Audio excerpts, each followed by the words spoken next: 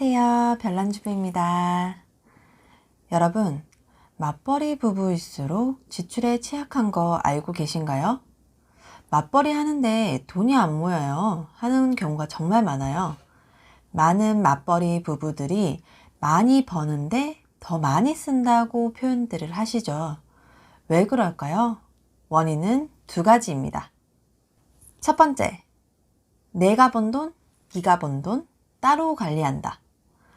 이렇게 돼서 통장을 합치는 게 합의가 되지 않고 부부가 각자 돈을 따로 관리한다. 네 돈, 내 돈 이렇게 되는 거죠. 기본적으로 통장을 합쳐서 한꺼번에 관리하지 않으면 정말 돈이 어디에 새는지 모르게 마구마구 셉니다. 얼마나 버는지, 얼마나 쓰는지, 저축을 얼마나 하는지 이게 보이지 않는데 가족 공동의 자금 계획을 절대 세울 수 없는 거죠. 상대가 어느 정도 모아두었겠지 막연하게 그렇게 생각하시는 분들도 정말 많아요.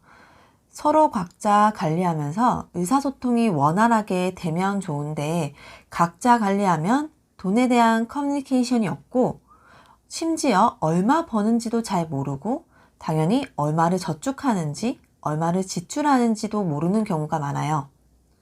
근데 그런 분들 계세요. 돈을 합치자니 그래도 절대 일정 부분은 포기할 수 없어. 나도 돈을 버는데 자유가 있어야지. 자유가 없다니. 옷 하나, 화장품 하나도 눈치 보여서 살 수도 없고 너무 싫어요 하는 분들 계시거든요. 그럼 저희 부부가 쓰는 방법 한번 써보세요. 전체 자금을 합쳐서 관리하되 용돈의 개념으로 개인이 자유롭게 쓰는 부분이 있는데 뒷부분에 가계부 언박싱 중에 답이 있습니다. 숨통을 틔워주는 거죠. 두 번째, 통장 쪼개기가 안 되어 있다. 이 얘기는 지출의 기준이 없다는 내용입니다. 맞벌이 부부는 공동생활에 문제가 생기거나 아니면 사소한 것들 중에서도 막히는 부분이 생긴다면 바로 돈으로 해결하게 되는 경향이 있어요. 물론 문제가 생기면 돈으로 해결할 수 있다면 돈으로 해결해야겠죠. 하지만 기준을 정하고 불필요한 소비를 통제할 필요는 있습니다. 예를 들면 일하고 왔는데 밥도 해야 되나 해서 외식을 한 번, 두 번, 일주일 내내 하거나 고생한 나를 위해서 또 가족을 위해서 자금 계획 없이 여행을 간다거나 또 보상 심리에서 소비를 한다거나 이런 부분들이 있죠. 이런 부분을 해결하기 위해 통장 쪼개기가 되어 있어야 합니다. 생활비, 예비비, 저축 및 투자. 저는 이렇게 크게 분류가 되어 있고 급여가 들어오면 한 달 목표 생활비만 두고 저축 및 투자 통장으로 모두 옮기고 수입의 10% 정도는 예비비 통장으로 분류해서 변동 지출에 대비합니다. 이달의 소비를 얼마나 더 할 수 있는지를 눈으로 자꾸 확인을 해야지 소비가 통제가 된다는 거죠. 저희 부부는 문자 서비스를 통해 생활비 통장의 잔고를 지출이 있을 때마다 서로 확인을 할 수밖에 없게끔 하고 있어요.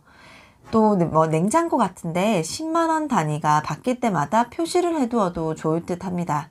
돈이 없어지는 게 눈에 보여야 어떤 수가 납니다.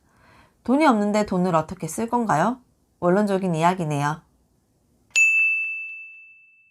자, 그럼 가계부로 돌아와 볼게요. 1월 수입부터 보겠습니다. 총 수입 961만 1,820원.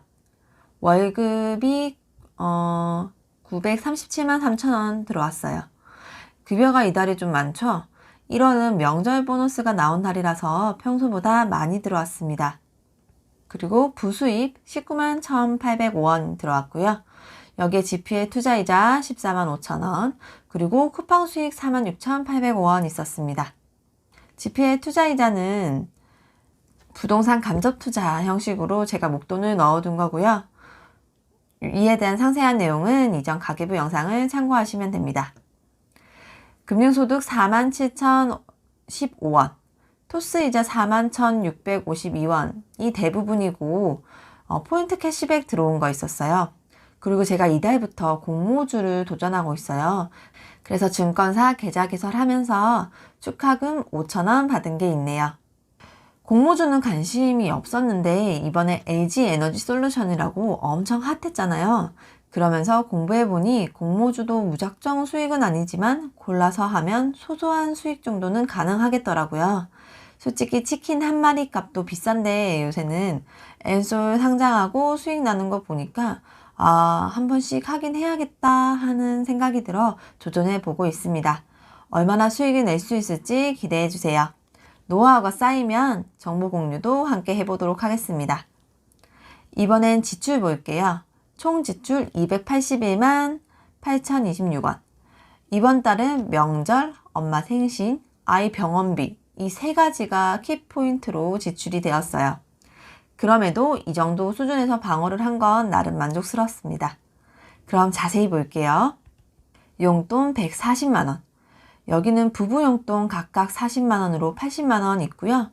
부부 용돈은 앞서 말했던 부분, 서로 터치하지 않으면서 자유롭게 쓰는 부분이죠. 여기서 각자 실비보험, 휴대폰 비용, 개비 등등을 해결하고 나머지는 개인적으로 사용합니다. 이 부분은 가계부에도 특별한 기록이 없기 때문에 내가 학생이다 생각하고 그냥 용돈을 잔고가 바닥나지 않게만 관리합니다. 저는 1월에 특별히 기억이 나는 소비는 없네요. 사실 기록하지 않으니 기억이 잘 나지 않는 것도 있고요. 소비가 특별히 없을 때는 이 용돈도 남거든요. 그래서 차곡차곡 쌓아둡니다.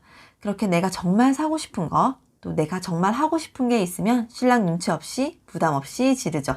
그 지를 때 쾌감이 있잖아요. 무튼 이런 방법으로 스트레스도 해소하고 삶의 질도 유지하고 절약도 유지합니다. 엄마 생신 15만원, 그리고 설 명절 용돈 45만원 나갔어요. 명절과 생신 때 부모님께 드리는 금액은 양가 동일하게 정해진 금액이 있어요. 부부가 합의해서 정하는 게 좋고요. 저희 양가 부모님은 생활비 지원이 아직은 필요하지 않으시고 일을 하시고 계시기 때문에 용돈만 특별한 날에 드립니다. 장남 장녀이기 때문에 사실 열심히 벌고 모아서 혹시 부모님이 저희 도움 없이 생활이 안 되시면 그때 확실한 도움을 줄 수 있어야 한다고 생각해서 지금은 많이 못 드리고 열심히 모으고 불리고 있습니다. 육아 36만 6,410원, 학비 23만 7천원, 눈높이 14만 7천원 결제됐네요. 눈높이 학습지를 시작했어요.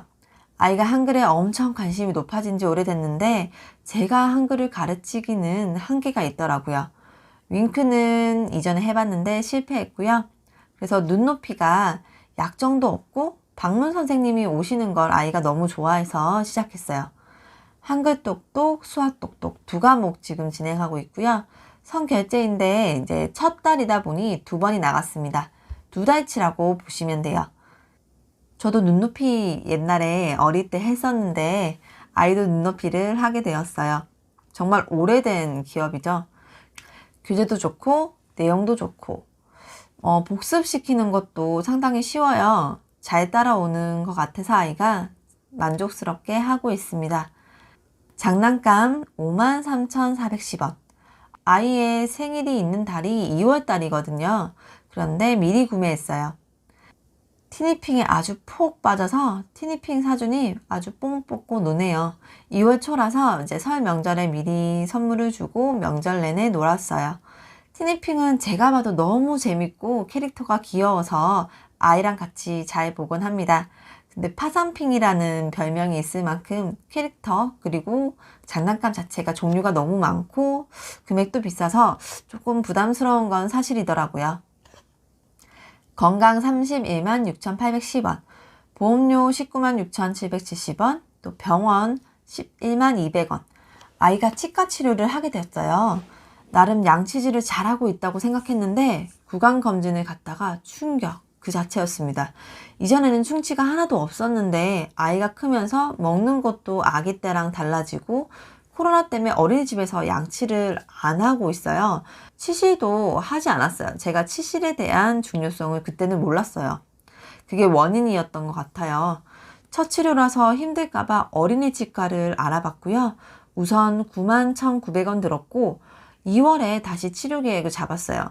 이게 한 번에 되지 않더라고요. 아이들이 치료할 수 있는 그 순간의 집중력, 또 참을 수 있는 그 기간, 시간이 정해져 있기 때문에 2월에 다시 치료 계획을 잡았는데 울지 않고 차분하게 치료는 잘 받았지만 치료받는 모습을 보자니 진작 신경 쓰지 못한 게 너무 미안하더라고요. 아이들은 3개월에 한 번씩은 꼭 치과 방문을 하는 게 엄마도 아이도 힘들지 않고 돈도 아끼는 방법입니다, 여러분. 그래서 치료 다 하고 검진도 미리 예약을 잡고 왔어요. 예약이 정말 힘들더라고요. 특히 주말에는 뭐 두세 달 밀리는 건 기본이라서 미리미리 예약을 하고 검진 받으시길 추천드립니다. 그리고 1월 달에 날씨가 추워지면서 아이도 저도 감기 기운이 있어서 병원을 방문했어요. 감기 기운이 있으면 시국이 시국인지라 열도 없고 가벼운 감기지만 생활하는데 불편할 것 같아서 빨리 나아야지 하는 생각으로 여러 번 방문을 했습니다. 식비 20만 5,180원, 건기식 13만 9,480원 있었고요. 올해부터 식사 대용으로 먹고 자주 먹고 식사 때마다 먹기도 하는 이 건기식을 식비에 준해서 금액이 나오고 또 쓰고 있기 때문에 분류를 건강 부분에서 식비로 옮겨왔어요. 이렇게 해야 조금 더 효율적이고 또 맞는 분류라고 생각해서 옮겨왔고요. 한의사 제품으로 다양한 제품을 먹고 있고요. 유산균, 식이섬유, 비타민, 오메가, 단백질 등등 다양하게 식사로 풍족하게 채우지 못하는 우리 가족 식단에 영양을 더해주고 있습니다. 외식 6만 900원. 외식비를 조금 썼네요. 아이가 갑자기 햄버거에 빠져서 햄버거만 2번 사 먹었어요. 자주 사주면 안 되는데 너무 맛있다고 좋아하니까 한 번씩 사주게 됐어요. 또 코로나로 집에서 친구와 술을 먹는 경우가 있어서 안주로 지출이 된 부분이 있었어요. 그래도 밖에서 먹는 것보다 훨씬 저렴한 것 같아요. 카페도 2번 이용했네요. 반성할 지출이지만 그래도 너무 맛있었어요.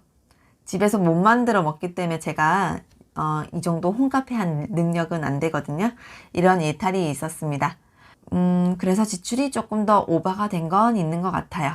가계부는 거짓말을 안 하죠. 주거 통신 17만 3,896원, 관리비 13만 2,650원 있었고 인터넷 2만 1,246원 있었네요. 수리비 2만원. 요거는 이제 온수 계량기가 고장나서 관리비에서 수리를 해야 한다고 하셔서 수리를 했어요. 온수 계량기가 고장난 줄 몰랐거든요. 근데 숫자가 바뀌고 올라가길래 정상적으로 작동되는 줄 알았는데 그동안 관리비를 덜 내고 있었던 거죠. 다음 달 관리비가 좀 많이 나올까 하는 생각에 좀 걱정은 됩니다. 수리해 주신 분 말이 계량기 고장난 집이 저희 단지에 한두 집이 아니라고 하시더라고요. 오래된 아파트다 보니 조금씩 수리할 부분이 생기는 것 같아요. 경조사 회비 14만 5천원, 경조사비 9만 5천원. 명절 장 보는 것 때문에 이제 온누리 상품권 할인받아 구매해서 시어머니 드렸어요. 제사비로 드린 거고요. 일을 하다 보니 매번 장 보실 때 같이 못 가기도 하고 또 어머니 혼자 준비하셔서 항상 이제 감사한 마음에 또 고생하시는 수고비 이런 차원으로 또 제사비도 물론 드려야 되는 거니까 항상 드리고 있습니다. 선물 5만원. 매번 저희 부부 챙겨주시는 분 생일이라서 선물로 챙겨드렸어요. 생활용품 12만 7,070원, 자파소모 11만 2,070원. 이번에 구매 품목이 조금 많아요. 아이 마스크와 저희 부부 거 마스크 구매했고요. 아이 마스크는 이제 아는 분한테 구매했는데 단가는 좀 있지만 아이가 편하게 계속 써온 상품이라서 100개 주문했습니다. 그리고 물티슈, 아이 치약하고 치실 구매했어요. 이가 썩은 걸 보고 불소 함량이 높은 치약으로 바꾸었고요.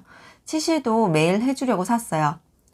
아이 치실은 사용이 좀 쉽더라고요. 손잡이도 있고 작은 아이 입에 쓰기 너무 좋고 어른들도 쓰기가 좋아요. 그래서 저도 아이하고 같이 쓰고 있고요. 치실을 손으로 잡고 하는 것보다 훨씬 편하고 잘 됩니다. 치실은 정말 필요한 거였는데 이제라도 열심히 해야겠어요. 저렴하고 양이 많아서 한참 쓸 것 같습니다.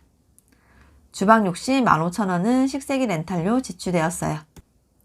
문화생활 74,000원, 헤이진이 뮤지컬 74,000원 지출했습니다. 작년에 예매했는데 코로나 때문에 연기되면서 이달에 다녀왔습니다. 헤이진이 유튜브 채널을 아이가 어릴 때부터 자주 봤었는데 뮤지컬을 한다고 해서 아이랑 다녀왔어요. 아이가 보기에 흥미로운 내용이었고요. 저도 재밌게 보고 왔습니다. 표가 비싸니까 아빠는 같이 보지 못했고 저랑 둘이 봤는데 조금 더 크면 친구랑 보라고 하고 아이들 표만 끊어도 참 좋을 것 같아요. 교통차량 9,600원. 엄마 생신 때, 친정 갈 때 뚜벅이 가족은 기차를 예매했습니다. 명절에 다녀온 거 2월 가계부에 나올 거고요. 기차로 30분 안 걸리는 거리라서 저렴하게 다녀왔어요. 6세 미만 아이는 표를 끊어도 되고 안 끊어도 된다고 말씀을 하시더라고요. 그래서 제가 안고 탔고요. 자리가 없더라고요. 사실 이제 표를 끊어서 조금 편하게 아이랑 오려고 했는데 자리가 없어서 일단 2개만 끊었었고요. 띠띠뽀 탄다고 신난 아이는 재미난 경험을 또 하나 했습니다.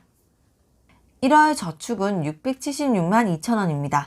수익 대비 저축률이 70%네요. 역시 수입이 늘어나서 저축률이 상대적으로 많이 올라왔어요. 지출이 예상보다 늘어났지만 저축률을 보니까 뿌듯하네요.